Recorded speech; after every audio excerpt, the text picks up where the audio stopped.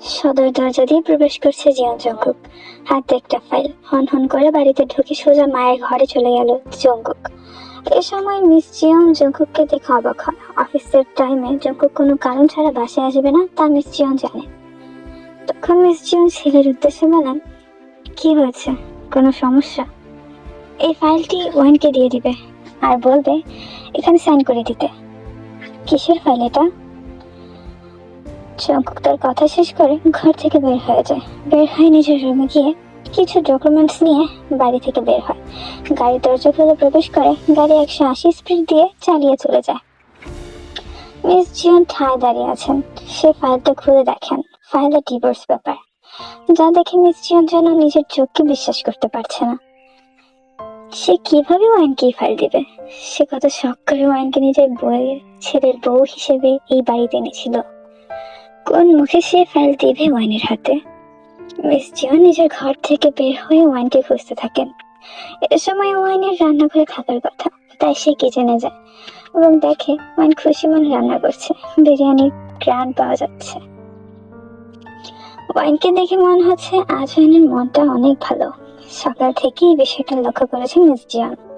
Wine কারো আসার অস্তিত্ব টের পেয়ে ওয়াইন পেছনে ঘুরে তাকায়। মিস জিয়নকে দেখে ওয়াইন হাতের কাছে রেখে তার কাছে যায়। কিছু লাগবে মা? তোমার সাথে কথা ছিল। মা বলুন, আমারও কিছু কথা আছে।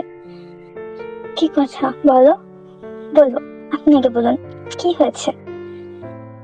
ওয়াইনের হাসি মুখ দেখে মিস জিয়নের ইচ্ছে করছে না এসব বলতে, কিন্তু সে যদি না বলে তাহলে জাঙ্কুকে সে বাজে ভাবে বলবে, এতে মেয়েটা আঘাত পাবে।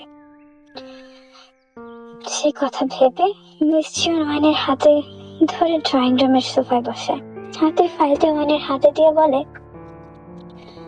জাঙ্কুক আমাকে দিতে বলেছে। আর বাকি কথাটা বলতে পারল না মিস জিয়ন। তার ভীষণ খারাপ লাগছে। এত শখ করে মেয়েটা গিয়ে বাড়িতে এনেছিল, এনে দুঃখ ছাড়া কিছুই দিতে পারেননি সে।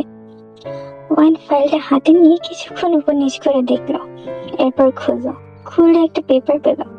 পেপারটা প্রথম থেকে শেষ অব্দি পড়লো, এরপর শাশুড়ির দিকে তাকালো। সে আমাকে ডিভোর্স দিতে চায়, কিন্তু আমার অপরাধ? কাঁদো কাঁদো কণ্ঠ করে কথাটা বললো ওয়াইন। মিস জিয়ন কোনো উত্তর দিতে পারে না। সে উঠে নিজের রুমে চলে যায়। ওয়াইন থম মেরে বসে আছে, হাত পা যেন অবশ হয়ে আসছে।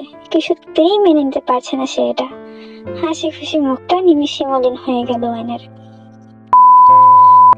প্রতিদিনের মতো জাঙ্কুক আজ আর দেরি করে বাড়ি ফিরল না। অফিস শেষ করে বাড়িও যায়নি আজ।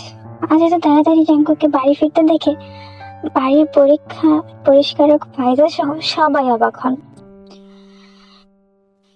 ওয়াইন বিছানায় বসে বই পড়ছে। তখন রুমে জাঙ্কুক প্রবেশ করে গলার টাই খুলতে খুলতে। জাঙ্কুককে দেখে ওয়াইন ড্রয়ার থেকে টি শার্ট আর একটা প্যান্ট বের করে খাটে রাখে। জাঙ্কুক গায়ের শার্টটা খুলে সোফায়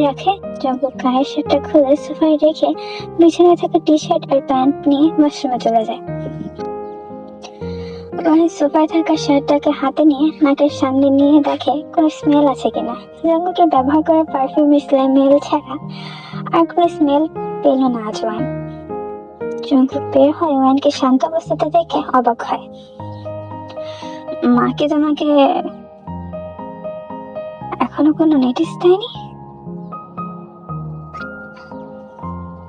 মনে মনে ভাবলো জাঙ্কুক কথাটা। ওয়াইন খেয়ে এসেছেন? জাঙ্কুক স্তব্ধ হয়ে ওয়াইনের দিকে তাকালো। না। তাহলে খেতে চলুন, আসুন। জাঙ্কুক কোনো উত্তর না দিয়ে রুম থেকে বেরিয়ে নিচে যায়। তার পিছে ওয়াইনও বের হয়। ওয়াইন জাঙ্কুককে খেতে দেয়। জাঙ্কুক খাবার খেয়ে উপরে চলে যায়। প্রতিদিনের মতো আজও ওয়াইনের শাশুড়ির রুমে গিয়ে জিজ্ঞেস করে আসে ওষুধ খেয়েছে কিনা। এরপর নিজের রুমে যায় ওয়াইন। দেখে জাঙ্কুক ফোনে কিছু একটা করছে। জাঙ্কুক ওয়াইনকে দেখে জিজ্ঞেস করে, মা কি তোমাকে কোনো ফাইল দেয়নি? দিয়েছে। সাইন করেছ? না। কেন? আমি আচ্ছা, আপনি আমাকে ডিভোর্স দিতে চান কেন? আমি তোমাকে ভালোবাসি না। এর থেকে বড় কারণ আর কি হতে পারে? এত দিনেও আমি আপনার মনে জায়গা করতে পারিনি। আমি কোনোভাবেই তোমাকে আমার ওয়াইফ হিসেবে মানতে পারছি না। অয়নার কথা না বাড়িয়ে একটা বালিশ নিয়ে সোফায় শুয়ে পড়ে। জঙ্কুক অয়নের এমন ব্যবহারে আশ্চর্য হয়। জঙ্কুক কিছু না বলে নিজেও লাইট অফ করে শুয়ে পড়ে। জঙ্কুক ঘুম থেকে উঠে দেখে ওয়াইন সোফায় গুটি মেরে শুয়ে আছে। জঙ্কুক উঠে ওয়াইনের গায়ে ব্ল্যাঙ্কেট জড়িয়ে দেয়, এরপর ফ্রেশ হতে চলে যায়।